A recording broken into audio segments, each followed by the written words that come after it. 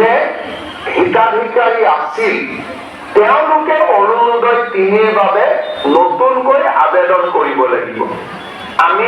আমি জিলাত কৈছো যে ১ আৰু ২ত পাই থকা হিতাধিকাৰী ৩টো ল'ব, কিন্তু যদি ৰেচন কাৰ্ডখন নাই নাপাব, যদি পৰিয়ালত চাকৰি হৈ গ'ল নাপাব, যদি আমাৰ ৪চকীয়া ঘৰত বাহন হৈ গ'ল নতুনকৈ কিনিলো তেতিয়া আমি নাপাম।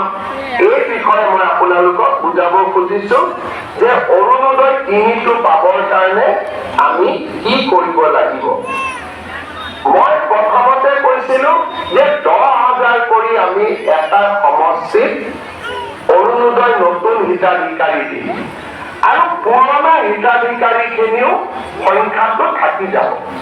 তাৰ মানে এতিয়া আমাৰ গোটেইখিনি যদি আমি হিচাপ কৰো পুৰণা আৰু নতুন, টোটেল ৩৭,২০,০০০ পৰিয়ালে অৰুণোদয় আঁচনি লাভ কৰিব। অৰুণোদয় ৩.০ নতুন আৰু পুৰণা মিলি।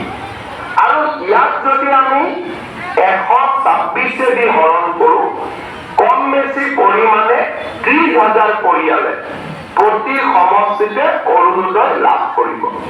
আমাৰ এখন জিলা পৰ্যায়ৰ কমিটি আছে, তেওঁলোকে জিলাত বহি যোন সমষ্টিৰ জনসংখ্যা বেছি তাত অৰুণোদয় বেছি দিব, যোন সমষ্টিৰ জনসংখ্যা কম তাত অৰুণোদয় কম দিব।